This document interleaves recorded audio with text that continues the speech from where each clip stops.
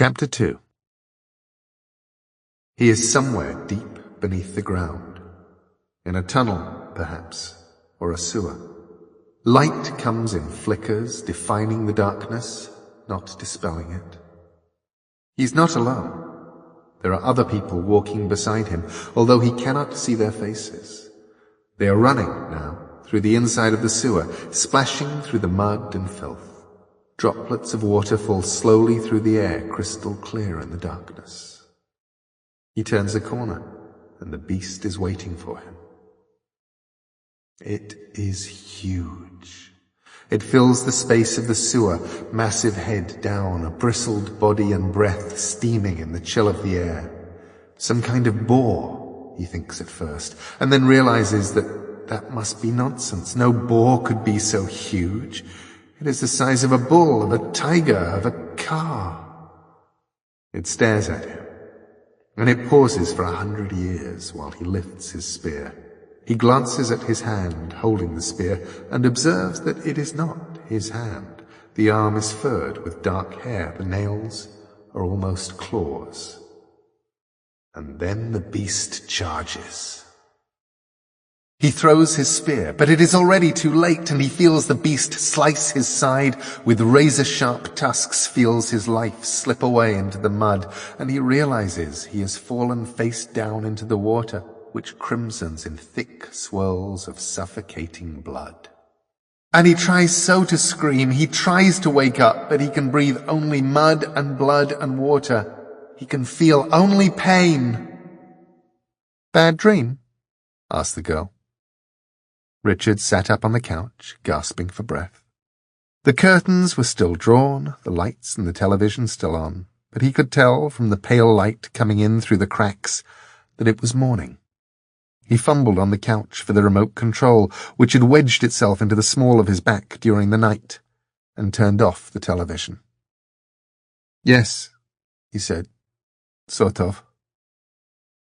He wiped away the sleep grit that crusted his eyes and took stock of himself, pleased to notice that he had at least taken off his shoes and jacket before he had fallen asleep. His shirt front was covered with dried blood and with dirt. The homeless girl didn't say anything. She looked bad, pale beneath the grime and brown dried blood, and small. She was dressed in a variety of clothes thrown over each other, odd clothes, dirty velvets, muddy lace, rips and holes through which other layers and styles could be seen. She looked, Richard thought, as if she'd done a midnight raid on the history of fashion section of the Victoria and Albert Museum, and was still wearing everything she'd taken. Her short hair was filthy, but looked like it might have been a dark reddish colour under the dirt. If there was one thing Richard really hated, it was people who stated the obvious. The kind of people who came up to him and said things that he was incapable of failing to notice for himself, such as, for example, "It's raining," or "The bottom just dropped out of your shopping bag and your food just fell into that puddle," or even, "Oh, I bet that hurts." "You're up then," said Richard, and hated himself. "Whose barony is this?" asked the girl. "Whose fiefdom?" Sorry?"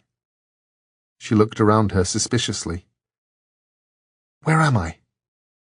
"Flat 4, Newton Mansions, Little Comden Street." He stopped.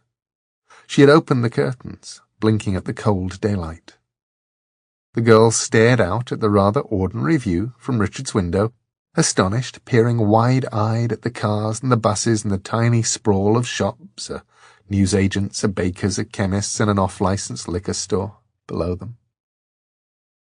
"I'm in London above," she said, in a small voice.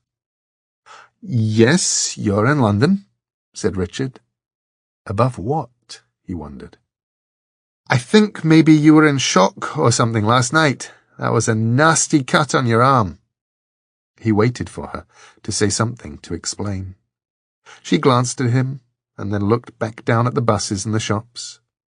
Richard continued, I found you on the pavement. There was rather a lot of blood." "Don't worry," she said seriously. "Most of the blood was someone else's." She let the curtain fall back. Then she began to unwrap the scarf, now blood-stained and crusted, from her arm. She examined the cut and made a face. "We're going to have to do something about this," she said. "Do you want to give me a hand?" Richard was beginning to feel a little out of his depth. "I don't really know too much about first aid," he said. "Well," she said, "if you're really squeamish, you only have to hold the bandages and tie the bits I can't reach. You do have bandages, don't you?" Richard nodded. "Oh, yes," he said, "in the first aid box. In the bathroom, under the sink." And then he went into his bedroom and changed his clothes and wondered whether the mess on his shirt, his best shirt, bought for him by, oh God, Jessica, she would have kittens, would ever come off. The bloody water reminded him of something. Some kind of dream he had once had, perhaps, but he could no longer for the life of him remember exactly what. He pulled the plug, let the water out of the sink, and filled it with clean water again, to which he added a cloudy splash of Dettol liquid disinfectant. The sharp antiseptic smell seemed so utterly sensible and medicinal, a remedy for the oddness of his situation and his visitor. The girl leaned over the sink, and he splashed warm water over her arm and shoulder. Richard was never as squeamish as he thought he was. Or rather, he was astonishingly squeamish when it came to blood on screen. A good zombie movie or even an explicit medical drama would leave him huddled in a corner hyperventilating, with his hands over his eyes, muttering things like, "Just tell me when it's over." But when it came to real blood, real pain, he simply got on and did something about it. They cleaned out the cut, which was much less severe than Richard remembered it from the night before, and bandaged it up, and the girl did her very best not to wince in the process. And Richard found himself wondering how old she was, and what she looked like under the grime, and why she was living on the streets, and— "What's your name?" she asked. Richard Mayhew. Dick." She nodded, as if she were committing it to memory. The doorbell rang. Richard looked at the mess in the bathroom and the girl and wondered how it would look to a sensible outside observer, such as, for example— "Oh, Law," he said, realizing the worst. "I bet it's Jess. She's going to kill me." Damage control. "Look," he told the girl, "you wait in here." He shut the door of the bathroom behind him and walked down the hall. He opened the front door and breathed a huge and quite heartfelt sigh of relief. It wasn't Jessica. It was— what? Mormons? Jehovah's Witnesses? The police? He couldn't tell. There were two of them, at any rate. They wore black suits, which were slightly greasy, slightly frayed. And even Richard, who counted himself among the sartorially dyslexic, felt there was something odd about the cut of the coats. They were the kind of suits that might have been made by a tailor 200 years ago who had had a modern suit described to him, but had never actually seen one. The lines were wrong, and so were the grace notes. A fox and a wolf, thought Richard, involuntarily. The man in front, the fox, was a little shorter than Richard. He had lank, greasy hair of an unlikely orange colour, and a pallid complexion. And as Richard opened the door, he smiled, widely, and just a fraction too late, with teeth that looked like an accident in a graveyard. "A good morrow to you, good sir," he said, "on this fine and beautiful day." Hello," said Richard. "We are conducting a personal inquiry of a delicate nature, as it were, door to door. Do you mind if we come in?" "Well, it's not very convenient right now," said Richard. Then he asked, "Are you with the police?" The second of the visitors, a tall man, the one he had thought of as a wolf, his grey and black hair cut bristle short, stood a little behind his friend, holding a stack of photocopies to his chest. He'd said nothing until now, just waited, huge and impassive. Now he laughed, once, low and dirtily. There was something unhealthy about that laugh. "The police. Alas," said the smaller man, "we cannot claim that felicity. A career in law and order, although indubitably enticing, was not inscribed on the cards Dame Fortuna dealt my brother and me. No, we are merely private citizens. Allow me to make introductions. I am Mr. Croup, and this gentleman is my brother, Mr. Vandemar." They did not look like brothers. They did not look like anything Richard had seen before. "Your brother?" asked Richard. "Shouldn't you have the same name?" "I am impressed. What a brain, Mr. Vandemar! Keen and incisive isn't the half of it. Some of us are so sharp," he said, as he leaned in closer to Richard, went up on tiptoes into Richard's face. "We could just cut ourselves." Richard took an involuntary step backwards. "Can we come inside?" asked Mr. Croup. "What do you want?" Mr. Croup sighed, in what he obviously imagined was a rather wistful manner. "We are looking for our sister," he explained, "a wayward child, wilful and headstrong, who has close to broken our poor dear widowed mother's heart." "Ran away," explained Mr. Vandemar quietly. He thrust a photocopied sheet into Richard's hands. "She's a little funny," he added, and then he twirled one finger next to his temple to indicate that the girl was in fact a complete lunatic. Richard looked down at the paper. It said, "Have you seen this girl?" Beneath that was a photocopy grey photograph of a girl who looked to Richard rather like a tidier, cleaner, longer-haired version of the young lady he had left in his bathroom. Under that it said, "Answers to the name of Doreen. Bites and kicks. Run away. Tell us if you saw her. Want her back. Reward paid." And below that, a telephone number. Richard looked back at the photograph. It was definitely the girl in his bathroom. "No," he said, "I haven't seen her, I'm afraid. I'm sorry." Mr. Vandemar, however, was not listening. He had raised his head and was sniffing the air like a man smelling something odd or unpleasant. Richard reached out to give him back his piece of paper, but the big man simply pushed past him and walked into the flat, a wolf on the prowl. Richard ran after him. "What do you think you're doing? Will you stop that? Get out! Look, you can't go in there!"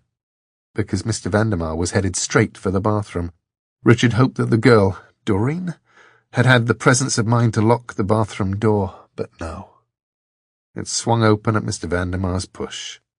He walked in, and Richard, feeling like a small and ineffectual dog yapping at the heels of a postman, followed him in. It was not a large bathroom. It contained a bath, a toilet, a sink, several bottles of shampoo, a bar of soap, and a towel. When Richard had left it a couple of minutes before, it had also contained a rather dirty, bloody girl, a very bloody sink, and an open first aid kit. Now it was gleamingly tidy. There was nowhere the girl could have been hiding. Mr. Vandemar walked out of the bathroom and pushed open Richard's bedroom door, walked in, looked around. "I don't know what you think you're doing," said Richard, "but if you two don't get out of my flat this minute, I'm phoning the police." Then Mr. Vandemar, who had been in the process of examining Richard's living room, turned back towards Richard, and Richard suddenly realized he was very, very scared, like a small dog who had just discovered that what he had thought to be a postman was in fact an enormous dog-eating alien from the kind of film that Jessica had no time for.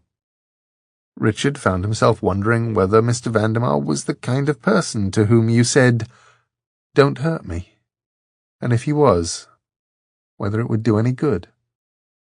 And then foxy Mr. Croup said, "Why, yes, whatever can have come over you, Mr. Vandemar? It's grief for our dear sweet sibling. I'll wager has turned his head. Now, apologize to the gentleman, Mr. Vandemar."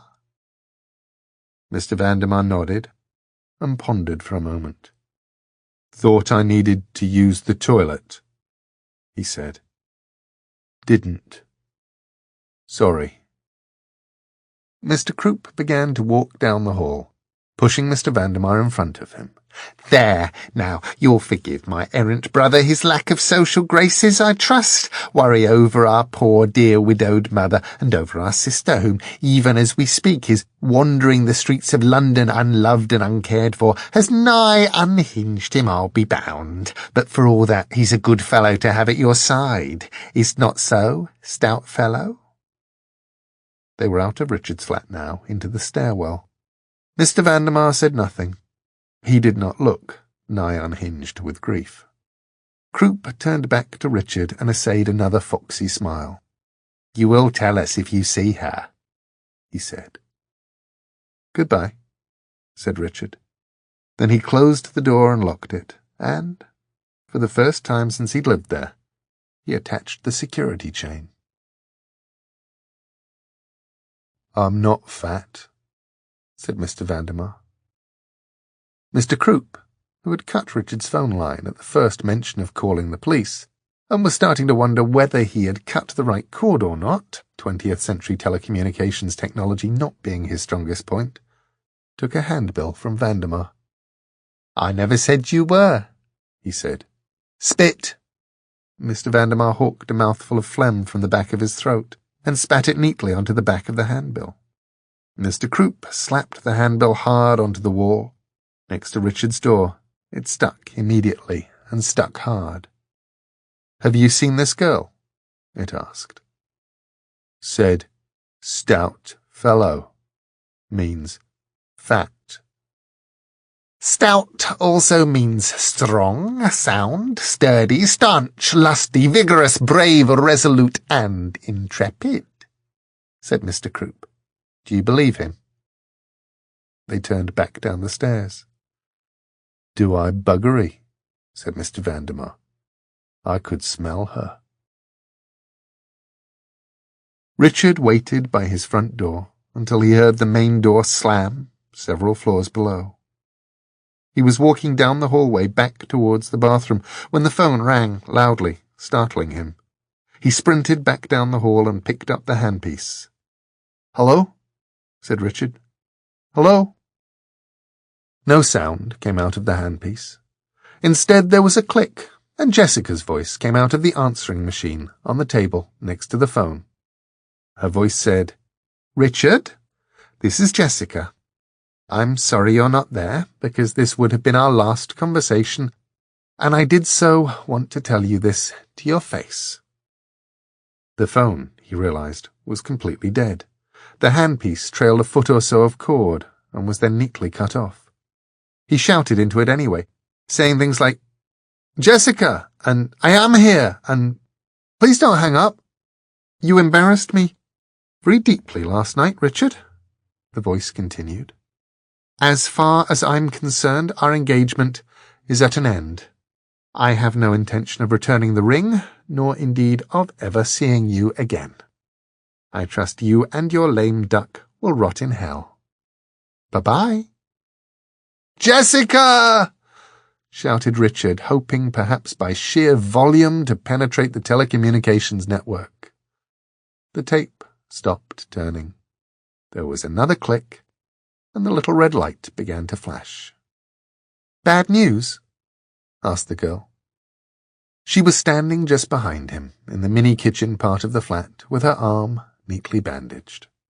She was getting out tea bags, putting them in mugs. The kettle was boiling. Yes, said Richard, very bad. He walked over to her, handed her the Have You Seen This Girl poster. That's you, isn't it? She raised an eyebrow. The photograph's me. And you are Doreen? She shook her head. I'm Dor, Richard Mayhew Dick. Milk and sugar? Richard was feeling utterly out of his depth by now, and he said, Richard, just Richard. No sugar. And then he said, Look, if it isn't a personal question, what happened to you? Dor poured the boiling water into the mugs. You don't want to know. she said, simply. "Oh, well, I'm sorry if I—" "No, Richard, honestly, you don't want to know. It wouldn't do you any good. You've done more than you should have already." She removed the tea bags and handed him a mug of tea. He took it from her and realized that he was still carrying around the telephone handset. "Well, I mean, I couldn't just have left you there." "You could have," she said. "You didn't." She pressed herself up against the wall and peered out of the window. Richard walked over to the window and looked out. Across the street, Mr. Croup and Mr. Vandermeer were coming out of the newsagent's, and "Have you seen this girl?" was stuck in a place of prominence in the newsagent's window. "Are they really your brothers?" he asked. "Please," said Dor, unimpressed. "Give me a break." He sipped his tea and tried to pretend that everything was normal. "So, where were you?" he asked. "Just now?" "I was here," she said. "Look, with those two still around, we have to get a message to—" She paused. "To someone who can help. I don't dare leave here." "Well, isn't there somewhere you could go? Someone that we could phone?" She took the dead handset from his hand, cut wire trailing, and shook her head. "My friends aren't on the telephone," she said. She put the phone back down in its cradle, where it sat, useless and lonely. Then she smiled, fast and wicked. "Breadcrumbs," she said. "Sorry?" said Richard.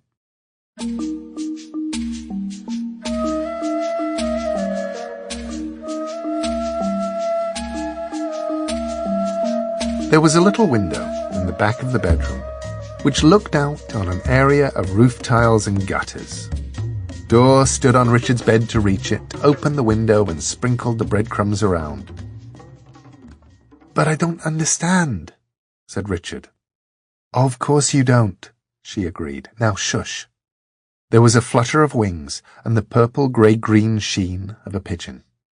It pecked at the breadcrumbs, and Dor reached out her right hand and picked it up. It looked at her curiously, but made no complaint. They sat down on the bed. Dor got Richard to hold the pigeon while she attached a message to its leg, using a vivid blue rubber band that Richard had previously used to keep his electricity bills all in one place. Richard was not an enthusiastic holder of pigeons, even at the best of times. "I don't see the point in this," he explained. "I mean, it's not a homing pigeon. It's just a normal London pigeon, the kind that craps on Lord Nelson." "That's right," said Dor. Her cheek was grazed and her dirty reddish hair was tangled. Tangled, but not matted. And her eyes. Richard realized that he could not tell what color her eyes were. They were not blue, nor green, nor brown, nor grey. They reminded him of fire opals. There were burning greens and blues and even reds and yellows that vanished and glinted as she moved. She took the bird from him, gently, held it up and looked it in the face. It tipped its head on one side and stared back at her with bead-black eyes. "Okay," she said, and then she made a noise that sounded like the liquid burbling of pigeons. "Okay, you're looking for the Marquee de Carabas. You got that?" The pigeon burbled liquidly back at her. "Atta girl. Now, this is important, so you'd better—" The pigeon interrupted her with a rather impatient-sounding burble. "I'm sorry," said Dor. "You know what you're doing, of course." She took the bird to the window and let it go. Richard had watched the whole routine with some amazement. "Do you know, it almost sounded like it understood you," he said, as the bird shrank in the sky and vanished behind some rooftops. "How about that?" said Dor. "Now, we wait." She went over to the bookshelf in the corner of the bedroom, found a copy of Mansfield Park Richard had not previously known that he possessed, and went into the living room. Richard followed her. She settled herself on his sofa and opened the book. "So, is it short for Doreen?" he asked. "What?" "Your name." No, it's just door. How do you spell it? D-O-O-R? Like something you walk through to go places? Oh. He had to say something, so he said, What kind of a name is Door, then? And she looked at him with her odd-coloured eyes, and she said, My name. Then she went back to Jane Austen. Richard picked up the remote control and turned on the television. Then he changed the channel, changed it again, sighed, changed it again. So, what are we waiting for? Door turned the page. She didn't look up. A reply. What kind of reply? Door shrugged. Oh, right. It occurred to him then that her skin was very white. Now some of the dirt and blood had been removed. He wondered if she were pale from illness or from loss of blood, or if she simply didn't get out much or was anemic. Maybe she'd been in prison, although she looked a bit too young for that. Perhaps the big man had been telling the truth when he said she was mad. Listen, when those men came over. Men? A flash of the opal-coloured eyes. Krupp and, Vanderbilt. Vandermeer. She mused for a moment, then nodded. I suppose you could call them men, yes. 2 legs, 2 arms, a head each. Richard kept going. When they came in here before, where were you? She licked her finger and turned a page. I was here. But... He stopped talking, out of words. There wasn't anywhere in the flat that she could have hidden herself, but she hadn't left the flat. But there was a scratching noise, and a dark shape, rather larger than a mouse, scurried out from the mess of videotapes beneath the television. Jesus! Said Richard, and he threw the remote control at it as hard as he could. It crashed into the videos with a bang. Of the dark shape, there was no sign. Richard, said Door. It's okay, he explained. I think it was just a rat or something. She glared at him. Of course it was a rat. You'll have scared it now, poor thing. She looked around the room, then made a low whistling noise between her front teeth. Hello, she called. She knelt on the floor, Mansfield Park abandoned. Hello. She flashed a glance back at Richard. If you've hurt it, she threatened. Then, softly, to the room. I'm sorry. He's an idiot. Hello? I'm not an idiot, said Richard. Shh, she said. Hello? A pink nose and 2 small black eyes peered out from under the sofa. The rest of the head followed, and it scrutinized its surroundings suspiciously. It was indeed much too big to be a mouse. Richard was certain of that. Hi, said Door warmly. Are you okay? She extended her hand. The animal climbed into it, then ran up her arm, nestling in the crook of it. Door stroked its side with her finger. It was dark brown, with a long pink tail. There was something that looked like a folded piece of paper attached to its side. It's a rat, said Richard, feeling that there were some times when a man could be forgiven for stating the obvious. Yes, it is. Are you going to apologize? What? Apologize. Maybe he hadn't heard her properly. Maybe he was the one who was going mad. To a rat? Door said nothing, fairly meaningfully. I'm sorry, said Richard to the rat, with dignity, if I startled you. The rat looked up at Door. No, he really does mean it, she said. He's not just saying it. So what have you got for me? She fumbled at the rat's side and pulled out a much-folded piece of brown paper which had been held on with something that looked to Richard rather like a vivid blue rubber band. She opened it up, a piece of ragged-edged brown paper with spidery black handwriting on it. She read it and nodded. Thank you, she said to the rat. I appreciate all you've done. It scampered down onto the couch, glared up at Richard for a moment, and then was gone in the shadows.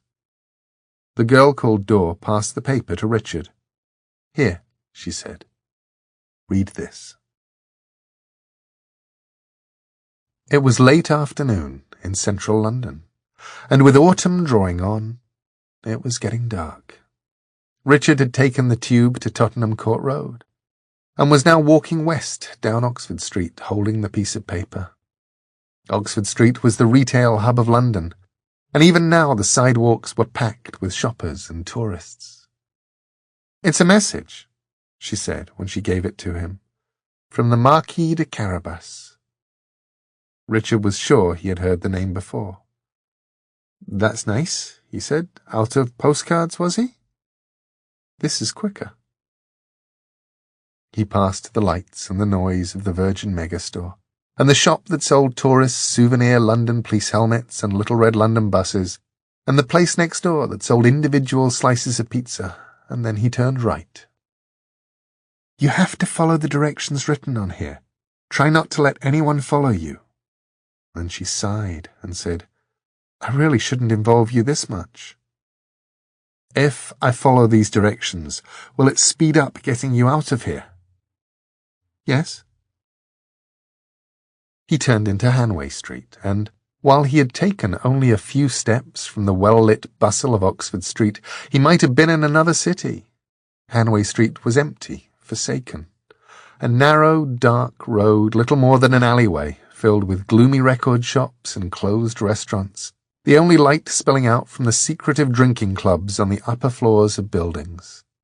He walked along it, feeling apprehensive. Turn right into Hanway Street, left into Hanway Place, then right again into Orme Passage. Stop at the first streetlight you come to. "Are you sure this is right?" "Yes." He did not remember an Orme Passage. Although he had been to Hanway Place before, there was an underground Indian restaurant there of which Gary from work was quite fond. As far as Richard could remember, Hanway Place was a dead end. The Mandir, that was the restaurant. He passed the brightly lit front door, the restaurant steps leading invitingly down into the underground, and then he turned left. He had been wrong. There was an Orme Passage. He could see the sign for it high on the wall. Orme Passage, W1. No wonder he hadn't noticed it before. It was scarcely more than a narrow alleyway between houses lit by a sputtering gas jet. You don't see many of those anymore, thought Richard, and he held up his instructions to the gaslight, peering at them. "Then turn around thrice widdershins." Widdershins is anti-clockwise, Richard.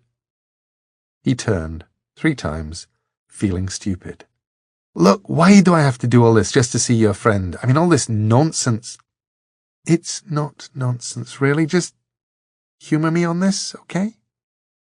And she had smiled at him. He stopped turning. Then he walked down the alley to the end. Nothing. No one. Just a metal garbage can, and beside it something that might have been a pile of rags. "Hello?" called Richard. "Is anyone here? I'm Dor's friend. Hello?" No, there was no one there. Richard was rather relieved. Now he could go home and explain to the girl that nothing had happened. Then he would call in the appropriate authorities, and they would sort it all out. He crumpled the paper into a tight ball and tossed it towards the bin. What Richard had taken for a pile of rags unfolded, expanded, stood up in one fluid motion, and a hand caught the crumpled paper in midair. "Mine, I believe," said the Marquis de Carabas. He wore a huge, dandyish black coat that was not quite a frock coat, nor exactly a trench coat, and high black boots, and beneath his coat raggedy clothes. His eyes burned white in an extremely dark face, and he grinned white teeth momentarily, as if at a private joke of his own, and bowed to Richard and said, "De Carabas, at your service, and you are—" said Richard, "You are Richard Mayhew, the young man who rescued our wounded Dor. How is she now? She's okay. Her arm's still a bit. Her recovery time will undoubtedly astonish us all. Her family had remarkable recuperative powers. It's a wonder anyone managed to kill them at all, isn't it? The man who called himself the Marquis de Carabas walked restlessly up and down the alley. Richard could already tell that he was the type of person who was always in motion, like a great cat. "Somebody killed Dor's family?" asked Richard. "We're not going to get very far if you keep repeating everything I say now, are we?" said the Marquis, who was now standing in front of Richard. "Sit down," he ordered. Richard looked around the alley for something to sit on. The Marquis put a hand on his shoulder and sent him sprawling to the cobblestones. "She knows I don't come cheap. What exactly is she offering me?" "Sorry? What's the deal? She sent you here to negotiate, young man. I'm not cheap, and I never give freebies." Richard shrugged, as well as he could shrug from a supine position. "She said to tell you that she wants you to accompany her home, wherever that is, and to fix her up with a bodyguard." Even when the Marquis was at rest, his eyes never ceased moving. Up, down, around, as if he were looking for something, thinking about something, adding, subtracting, evaluating. Richard wondered whether the man was quite sane. "And she's offering me?" "Well, nothing." The Marquis blew on his fingernails and polished them on the lapel of his remarkable coat. Then he turned away. "She's offering me nothing." He sounded offended.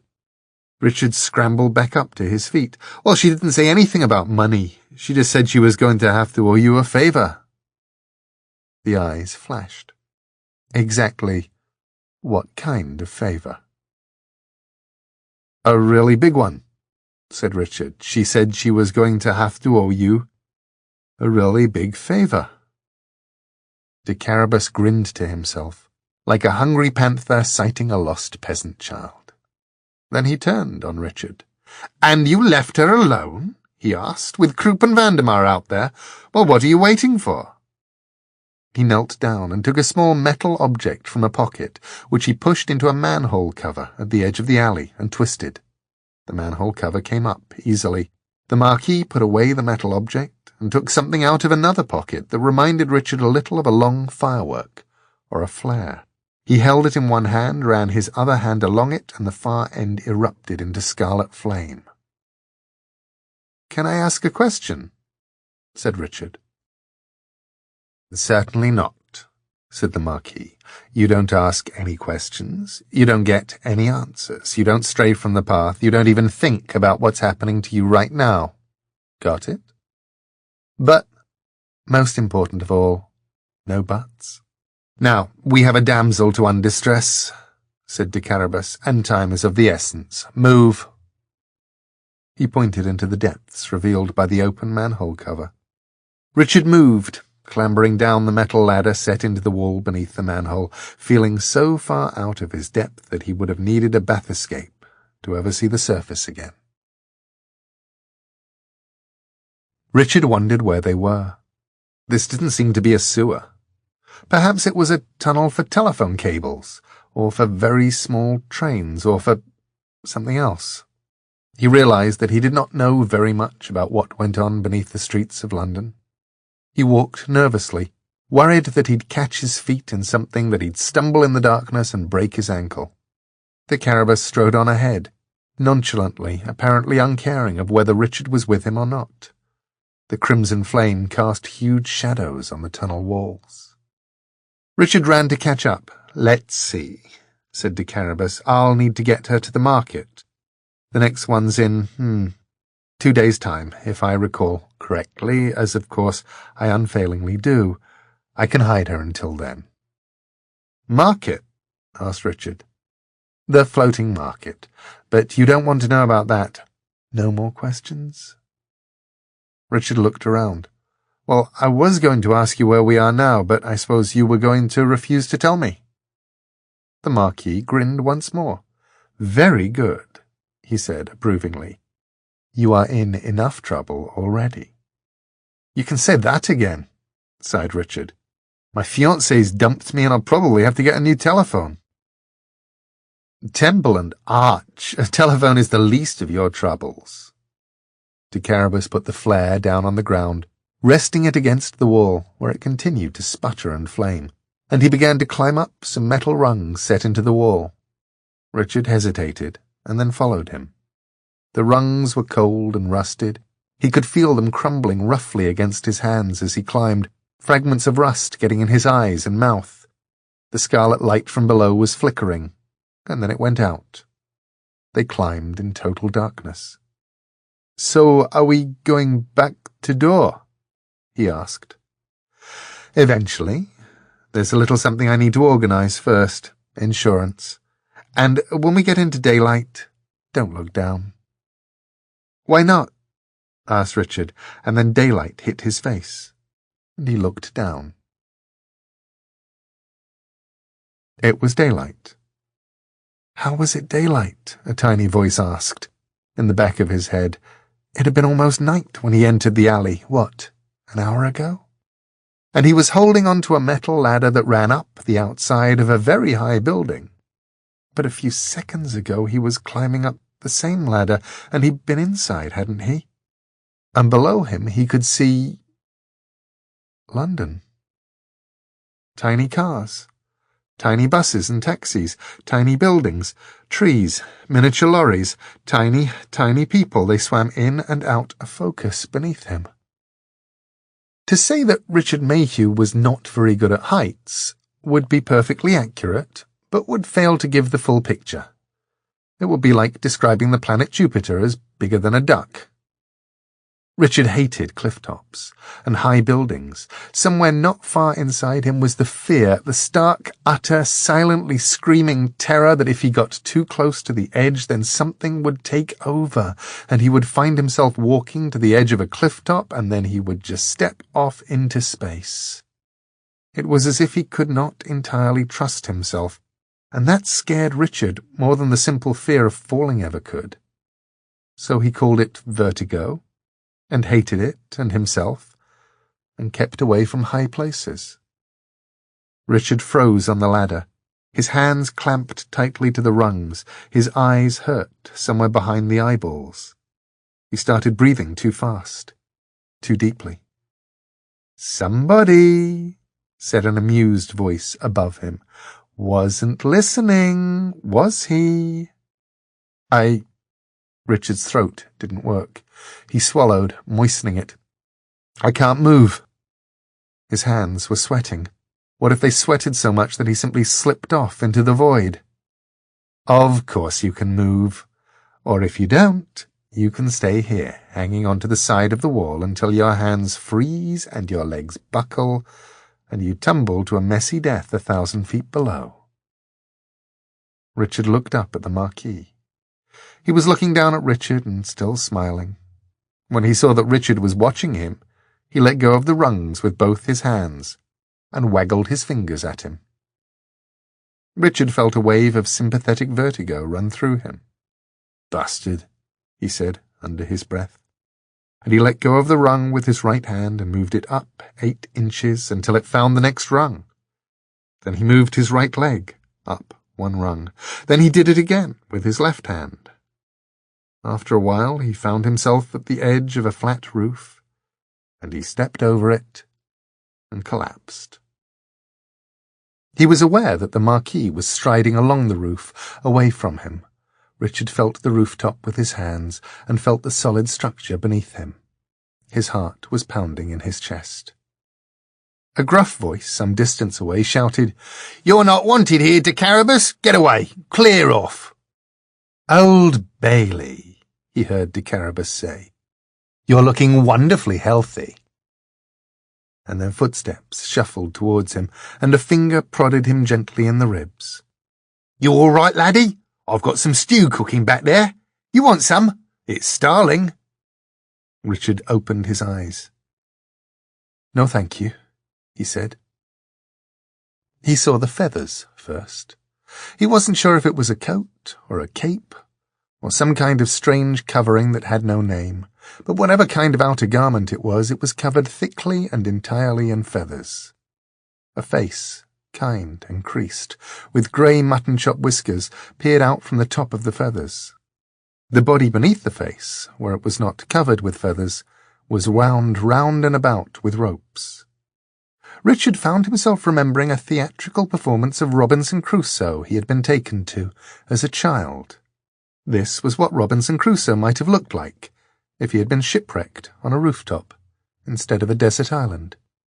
"They call me Old Bailey, lad," said the Robinson Crusoe man. He fumbled at a battered pair of glasses on a string around his neck and pulled them on, staring through them at Richard. "I don't recognise ye. What barony do you give fealty to? What's your name?" Richard pulled himself into a sitting position. They were on the roof of an old building built to brown stone with a tower above them. Weathered gargoyles, missing wings and limbs and, in a couple of cases, even heads, jutted sadly from the corners of the tower. From far below he could hear the wail of a police siren and the muted roar of traffic. Across the rooftop, in the shadow of the tower, was something that looked like a tent. An old brown tent, much mended, speckled white with bird shit. He opened his mouth to tell the old man his name. "You shut up," said the Marquis de Carabas. "Don't say another word." Then he turned to Old Bailey. "People who put their noses where they aren't wanted sometimes—" He snapped his fingers loudly beneath the old man's nose, making him jump. "Lose them. Now, you've owed me a favour for 20 years, Old Bailey. A big favour. And I'm calling it in." The old man blinked. "I was a fool," he said, quietly. "No fool like an old fool," agreed the Marquis. He reached a hand into an inside pocket of his coat and pulled out a silver box larger than a snuff-box, smaller than a cigar-box, and a good deal more ornate than either. "Do you know what this is?" "I wish I didn't." "You'll keep it safe for me." "I don't want it." "You don't have any choice," said the Marquis. The old roof man took the silver box from him and held it awkwardly in both hands, as if it was something that might explode at any moment. The Marquis prodded Richard gently with his square-toed black boot. "Right," he said. "We'd better get a move on, hadn't we?" He strode off across the roof, and Richard got to his feet and followed, keeping well away from the side of the building. The Marquis opened a door in the side of the tower, beside a high cluster of chimneys, and they went down a poorly lit spiral staircase. "Who was that man?" asked Richard, peering against the dim light. Their footsteps echoed and reverberated down the metal stairs. The Marquis de Carabas snorted. "You haven't heard a word I've said, have you? You're in trouble already. Everything you do, everything you say, everything you hear just makes it worse. You had better pray you haven't stepped too far in." Richard put his head on one side. "Excuse me," he said. "I know this is a personal question, but are you clinically insane?" "Possible, but very unlikely. Why?" "Well," said Richard, "one of us must be." It was now completely dark, and Richard stumbled slightly as he reached the last of the steps and found himself looking for a step that wasn't there. "Mind your head," said the Marquis, and he opened a door. Richard banged his forehead into something hard and said, "Ow!" and then stepped out through a low door, shielding his eyes against the light. Richard rubbed his forehead, and he rubbed his eyes. The door they had just come through was the door to the broom closet in the stairwell of his apartment building. It was filled with brooms and dusters and an elderly mop, and a huge variety of cleaning fluids, powders, and waxes. It had no stairs at the back of it that he could see, just a wall on which a stained old calendar hung, quite uselessly unless 1979 ever came back around. The Marquis was examining the "Have you seen this girl?" poster, stuck beside Richard's front door. "Not her best side," he said. Richard shut the door to the broom closet. He took his keys from his back pocket, unlocked his front door, and he was home. It was, he was rather relieved to see through the kitchen windows, Night time once more. "Richard," said Dor, "you did it!" She had washed herself while he was gone, and her layers of clothes looked like she had at least made an effort to get the worst of the filth and the blood off them. The grime was gone from her face and hands. Her hair, when washed, was a dark shade of auburn, with copper and bronze highlights. Richard wondered how old she was, 15? 16? Older? He still couldn't tell. She had put on the brown leather jacket she had been wearing when he had found her, huge and enveloping, like an old flying jacket, which somehow made her look smaller than she was, and even more vulnerable. "Oh, yes," said Richard. The Marquis de Carabas went down on one knee to the girl, and lowered his head. "My lady," he said. She seemed uncomfortable. "Oh, do get up to Carabas. I'm pleased you came." He stood in one smooth movement. "I understand," he said, "that the words favour, really, and big have been used, in conjunction in the right order." Later, she walked over to Richard and took his hands in hers. "Richard, thanks. I really appreciate everything you've done. I changed the sheets on the bed, and I wish there was something I could do to pay you back." "You're leaving?" She nodded. "I'll be safe now, more or less, I hope, for a little while." "Where are you going now?" She smiled gently and shook her head. I'm out of your life. And you've been wonderful." She went up on tiptoes then and kissed him on the cheek as friends kiss friends. "If I ever need to get in touch with you?" "You don't. Ever. And then she paused. "Look, I'm sorry, okay?" Richard inspected his feet in an awkward sort of way. "There's nothing to be sorry about," he said, and added, doubtfully, "That was fun." Then he looked up again, but there was nobody there.